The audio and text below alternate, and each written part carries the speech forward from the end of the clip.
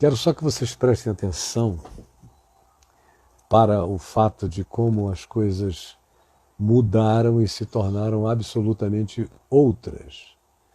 Na percepção da maioria de nós, o que eu vou ler aqui agora parece já algo paleontológico, arqueológico, porque não faz mais sentido, nenhum sentido. A leitura do Novo Testamento, por exemplo, perdeu totalmente o significado. O que aconteceu com a gente, o nível de apostasia, de maluquice, de loucura, de desvio do Evangelho, foi tão profundo, foi tão grande, se tornou tão insuportável, que a própria leitura do Novo Testamento já não diz nada a respeito de coisa alguma, porque as pessoas estão vivendo um outro e antitético e contraditório evangelho que não tem nada a ver com Jesus, nada, absolutamente nada. Eu digo todo dia há tantos anos, é em nome de Jesus, é em nome do cristianismo, é em nome das mesmas nomenclaturas do Evangelho e do Novo Testamento, mas não tem nada a ver. É como você encher um copo com soda cáustica e dizer que é vinho de Caná da Galileia e que foi abençoado pelas mãos do Senhor e que é o vinho da comunhão. Mas é soda cáustica, não tem mais nada a ver, só tem nomenclatura, só tem recurso semântico, só tem apelido, mas não tem nada a ver com o Evangelho de Cristo Jesus. E eu vou ler aqui em Hebreus, iniciando no capítulo 5, no verso 11, preste atenção, por favor, preste mesmo. Diz assim, a esse respeito, quanto ao fato de que Jesus é o nosso sumo sacerdote para sempre, e que ele é o autor absoluto, único e consumado da nossa salvação eterna, com respeito a isso, prossegue no verso 11, o autor de Hebreus, dizendo, temos muitas coisas que dizer. É interessante.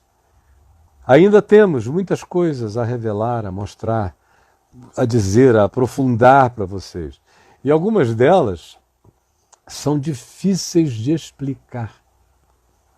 Difíceis de explicar para quem não tem base, não tem os instrumentos, não tem os recursos, não tem às vezes a compreensão, o discernimento ou até mesmo a cultura básica, histórica daquele ensino.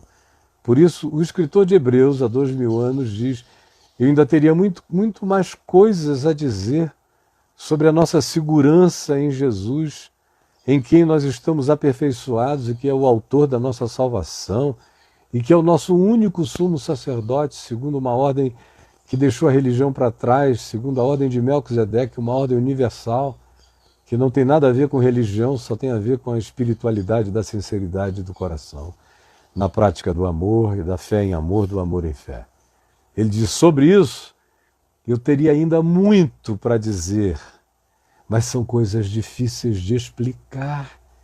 A maioria não quer entender, a maioria não tem vontade de entender, a maioria acha que está tudo bem ter só nascido aqui nesse lugar, levado uma batizadazinha na cabeça na igreja reformada ou católica, ou se batizado na adolescência, fazer parte de um coral, cantar em algum grupo, ter alguma função ou cargo ministerial na agremiação religiosa. Isso é tudo que Deus quer delas, essa é a vocação delas em Cristo Jesus. Você já pensou? Aqui que a coisa toda foi reduzida a isso, a uma maçonaria praticada em nome de Jesus com doutrinas que carregam também esse nome, mas não significam absolutamente nada. Nada. Então, são coisas difíceis de explicar, e aí ele diz por quê. Porquanto vos tendes tornado tardios em ouvir. Tardios. A gente fala. Eu, por exemplo, tenho convicção de que eu vou morrer dizendo as mesmas coisas. Para que você veio ao mundo, Caio? Eu tenho 2 propósitos precípuos. Primeiro, me transformar para me tornar segundo a imagem do Filho de Deus. Todo dia. E segundo, ensinar e pregar e anunciar o Evangelho da graça de Deus aos meus contemporâneos. Todavia, o sentimento, a sensação que dá é de que você está correndo em vão o tempo todo, porque ninguém entende nada, ninguém aprende nada. Na década de 70 eu pensei que ia haver uma revolução espiritual no Brasil. Nos anos 80 parecia estar se confirmando. Nos anos 90 tudo virou ao contrário, era dente de ouro, fogo estranho, avivamento falso, os benirrins dando tapinha na cabeça das pessoas condicionadas para cair, pastores fazendo curso de hipnose para impressionar as massas, para sugestionar, teologia da prosperidade cultuando o mamon, o dinheiro, estabelecendo o dinheiro como único mediador entre Deus e os homens. A Bíblia passou só a ser um livro para ser comprado supersticiosamente guardado em casa, quase ninguém lendo. A palavra de Deus era aquela que o pastor gritava lá do púlpito sem saber nem o que estava dizendo, nem coisa com coisa, numa ignorância brutal, para um povo mais ignorante ainda, que faz com que qualquer coisa dita em nome de Jesus vire santo remédio como se fosse cloroquina. É magia pura, é um pessoal que veio da magia, continuou da magia, veio do terreiro e só construíram templos que são terreiros enormes, imensos, poderosos e mais ricos, mas tardios. Não ouvem. Às vezes a gente vê pessoas aqui que falam, olha, eu estou há 40 anos na fé, mas eu só entendi o Evangelho agora, e eu vou todo domingo e participo de tudo. Eu só entendi agora. Por quê? Não faltam Bíblias, nem púlpitos, nem templos, tem um em cada esquina, franquias. Mas não tem palavra, não tem ensino. E os que estão lá se tornaram tardios no ouvir, como Jesus disse, tardos de coração para crer em tudo que os profetas disseram. E Paulo diz, por isso nos dá a sensação de termos trabalhado em vão, laborado, ensinado.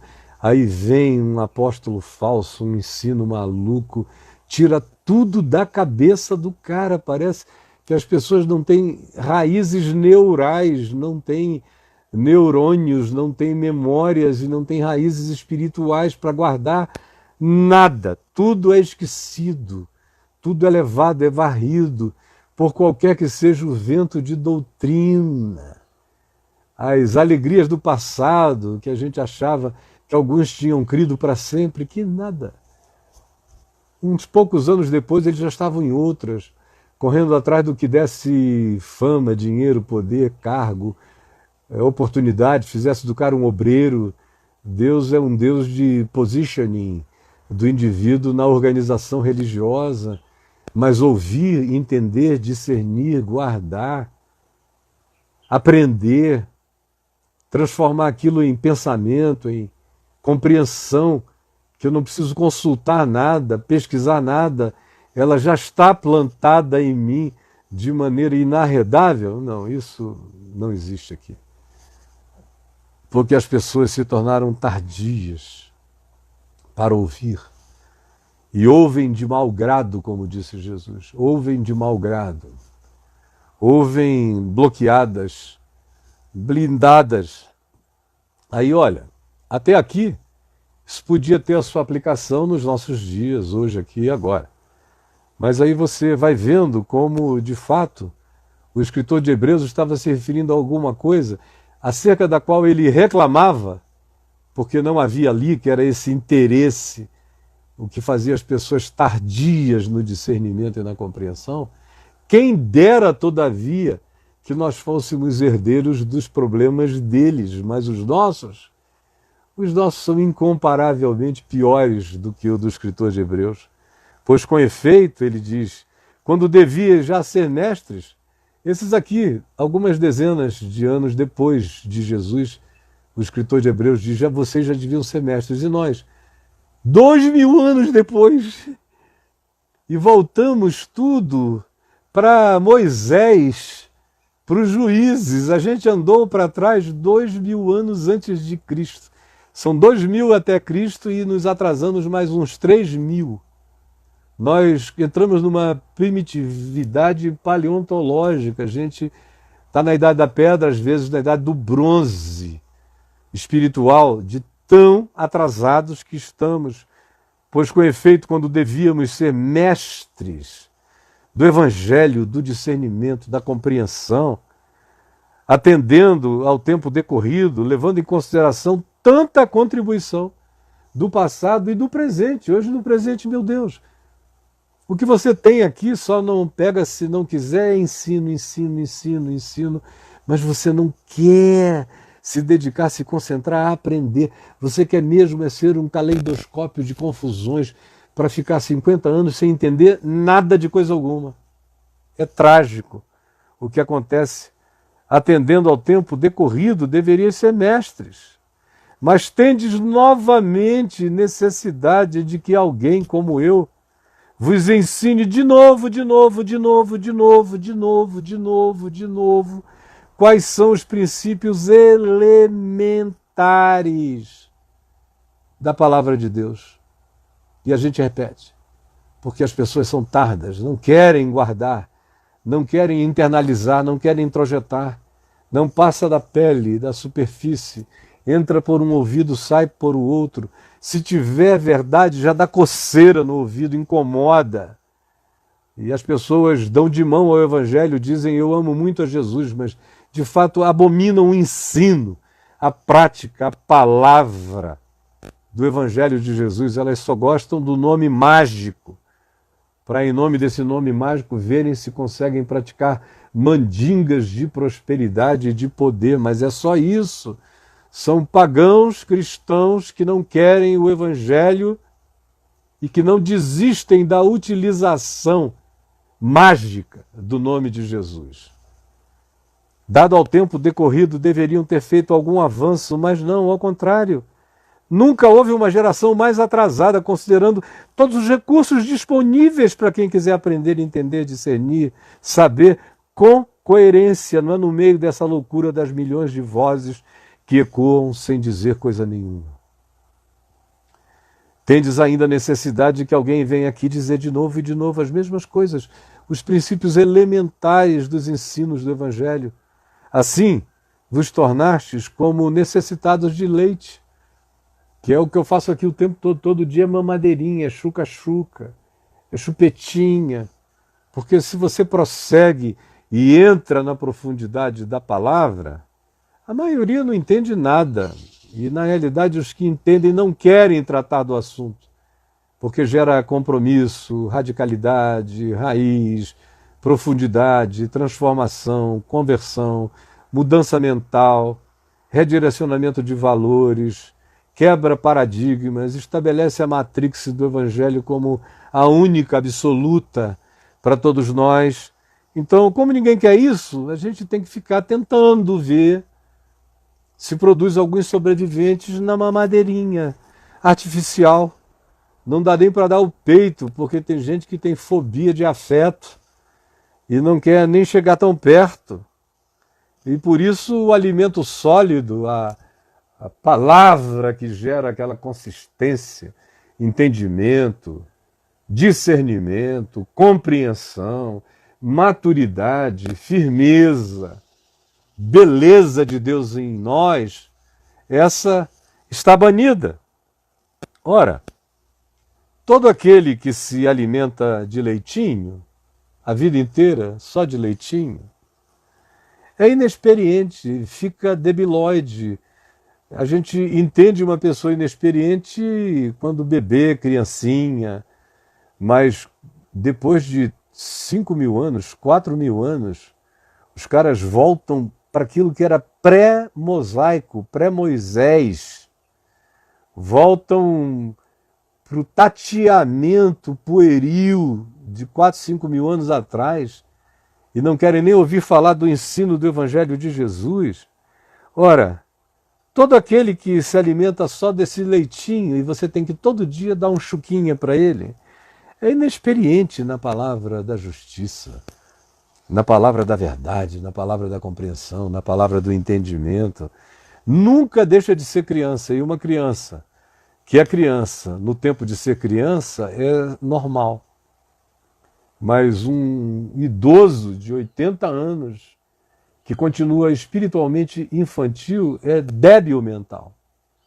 Então, o que nós temos em volta de nós não são crianças. O que nós temos à nossa volta, aos milhões, contados nas estatísticas dos que são cristãos, são literalmente débeis mentais, retardados espirituais. Porque os anos passaram, os milênios se foram, os recursos do aprendizado estão todos disponíveis aos milhares, aos milhões. Tem muita loucura sendo ensinada, mas tem palavra reta, justa, boa, santa, pura, edificante e verdadeira sobre Jesus e o Evangelho sendo ensinadas, mas as pessoas não querem. E assumem para si esse estado de débeis mentais. Essa é que é a grande tristeza. A maior parte dos chamados cristãos não tem discernimento no Evangelho.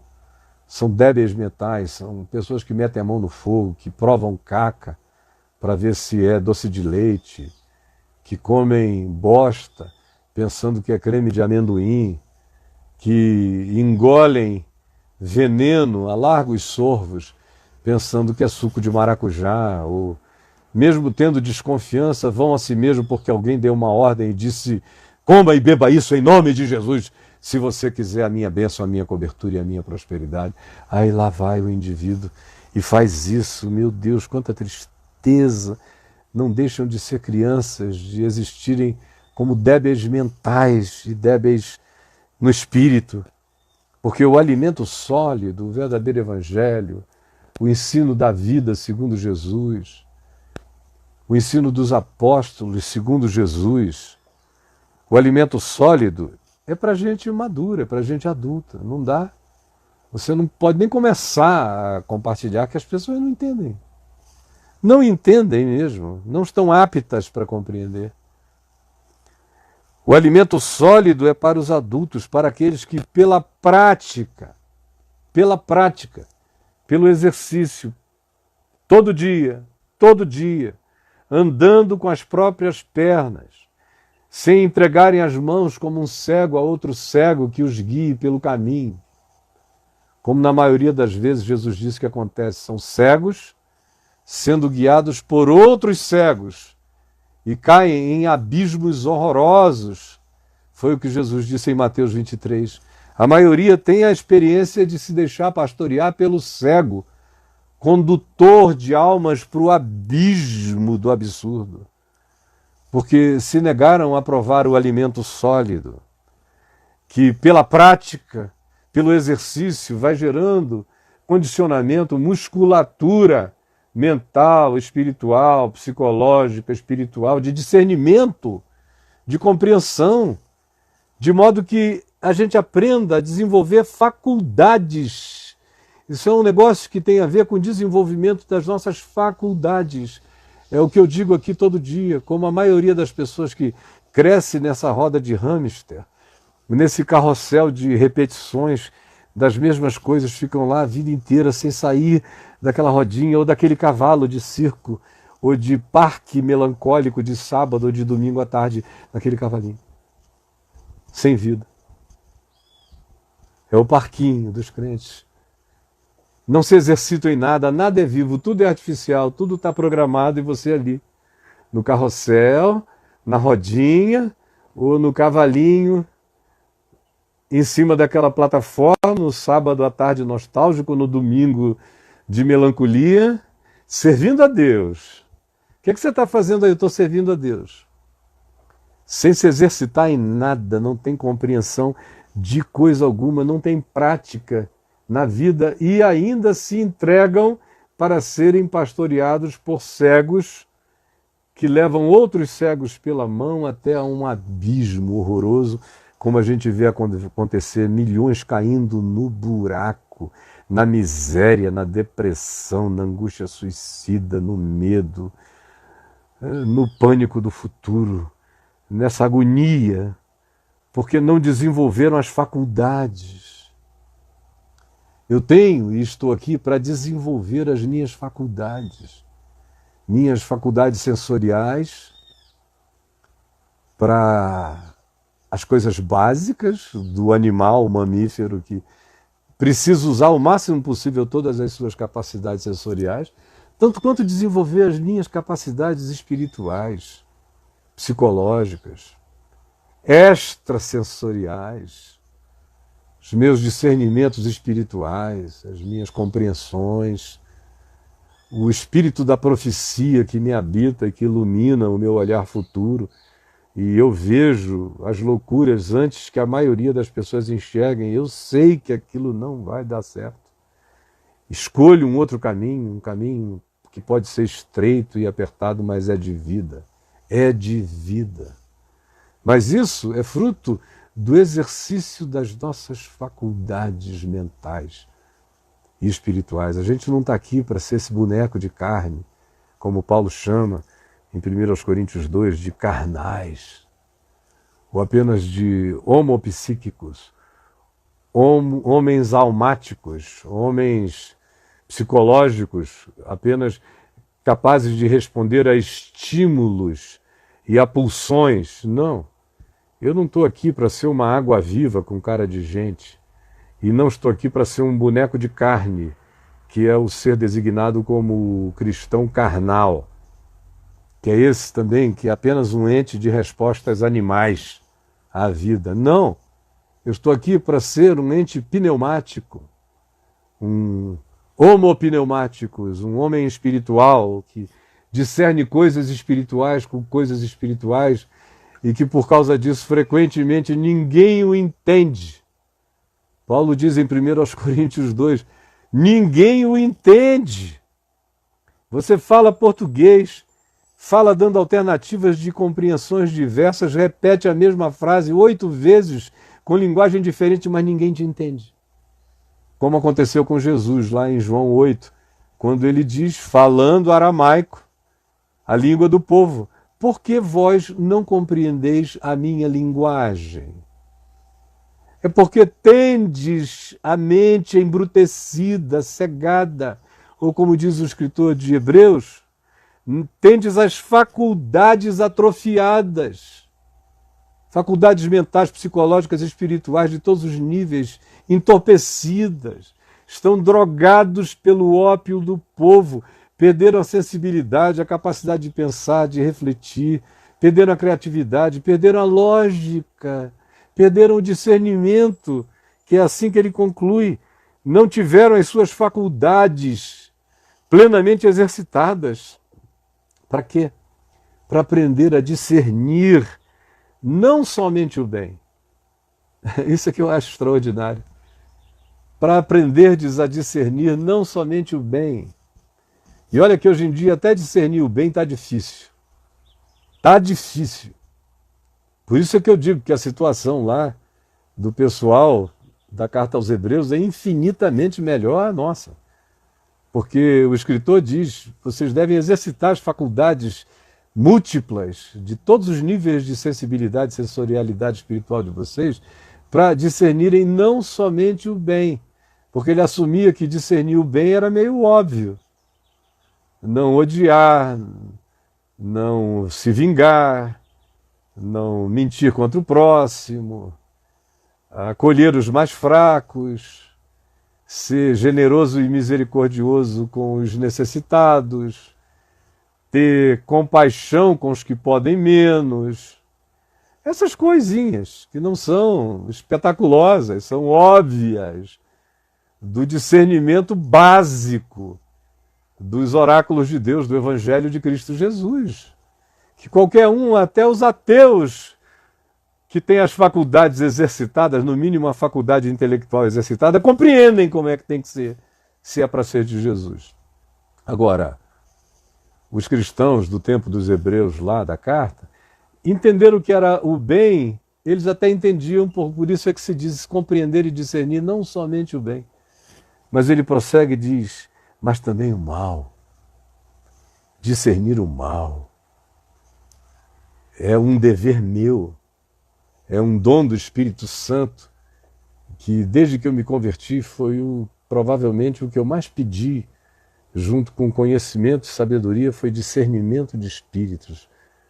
Discernir o engano, a loucura, especialmente essa praticada em nome de Deus, em nome de Jesus, em nome da Bíblia, em nome das sistematizações doutrinárias que produzem um Frankenstein que não tem nada a ver com o ensino simples e puro de Jesus. Discernimento para discernir não apenas o bem óbvio, que até mesmo esse não anda sendo discernido entre nós.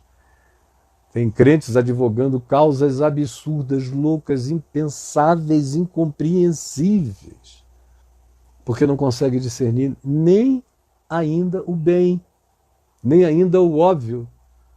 Quanto mais discernir o mal, na sua sutileza, na sua manifestação, na sua gritaria em nome de Deus, nas suas pseudo-expressões de poder que nada mais são do que sugestão, hipnose, condicionamento, carnalidade, aproveitamento da fragilidade mental de milhões e milhões de seres infelizes que têm Bíblias, mas não leem, que quando sabem ler não compreendem, são analfabetos espirituais que vão a um lugar de congregação e se congregam, como diz Paulo em 1 Coríntios, no capítulo 11, se reúnem não para o bem, mas se reúnem para o mal, no sentido de que o que aprendem e o que praticam não é evangelho, é corrupção do ensino da palavra. E aí vai destruindo tudo, vai ficando essa coisa pavorosa. Eu estava conversando com um querido amigo de muitos anos antes de vir para cá, e a gente estava compartilhando as nossas tristezas de vermos o que está acontecendo para todo lado. E eu propus a ele que a gente iniciasse uma reunião de oração de amigos pastores que ainda não perderam o discernimento, não somente do bem, mas também do mal. E nós vamos começar isso. Orar, orar, orar, orar. Somos poucos, mas muito pode, na sua eficácia, a súplica de gente quebrantada na presença de Deus, e é isso que se vai fazer, porque os dias são perversos. A apostasia tomou conta de tudo e você não está nem notando. Às vezes eu vejo gente boa, como outro dia um deles me disse: poxa, Caio, eu te quero tanto bem, você só me ensinou a verdade do Evangelho todos os dias da minha vida. E tudo o que de bom eu prego, eu aprendi contigo, eu e toda a minha geração e outras gerações. Mas eu te ensino em silêncio. Eu te prego caladinho. As pessoas vêm me dizer que coisa maravilhosa a sua mensagem. Eu fico com vontade de dizer que eu aprendi aquilo contigo, mas eu não posso. Porque criaram uma estrutura no sistema, uma coisa tão maligna, tão perversa, que eles preferem dar um beijo no diabo e em Satanás do que admitirem que a mensagem maravilhosa que eles ouviram, eu aprendi com você. Para você ver como se cumpre a palavra de Jesus, o que de um lado me deixa profundamente triste de ver, mas pelo menos o Evangelho está sendo pregado. E tem alguns que têm a coragem de dizer: eu queria, mas só não tenho a coragem de informar e viver com as consequências. E eu sei que são milhares e milhares. Tem pessoas que vêm para mim e me repetem aquilo que eu ensino, dizendo: olha que coisa linda que meu pastor me trouxe. Eu fico calado, não é? Eu sei que ele aprendeu comigo há muitos anos atrás. Mas eu sei que se o pobre coitado disser que me ama, ele vai ser apedrejado. Porque ninguém quer a expressão e a simbolização da palavra de Deus manifesta de modo tão livre, tão não amarrável, tão não sistematizável, tão solta, tão largada no vento da liberdade de Deus. Todo mundo tem medo, tem pavor disso. Eles querem o que eles controlam e eles querem muito pouco, ou querem quase nada. Então vão ficando assim entorpecidos, essa coisa vai se tornando incapaz de discernir o bem, quanto mais o mal. Mas é por isso que você está aqui, e por isso que os que virão depois dessa live, durante o dia, o mês, o ano, no fim de um ano, milhões assistiram. E a minha oração é para que o Espírito Santo vá despertando, vá acordando, vá gerando ousadia, intrepidez, coragem coragem de pregar a verdade com desassombro, repetindo, porque Deus não nos deu espírito de covardia, mas sim de poder, de amor e de moderação. Jesus, que a tua palavra exploda e quebre de dentro para fora todas as blindagens do nosso coração, do nosso discernimento, e que as nossas faculdades todas, cerebrais, psíquicas, espirituais, todas as formas de inteligência sejam ampliadas em nós, para que aprendamos a andar com as próprias pernas e aprendamos a discernir não somente o bem, mas também o mal. É o que eu te peço em nome de Jesus. Amém e amém.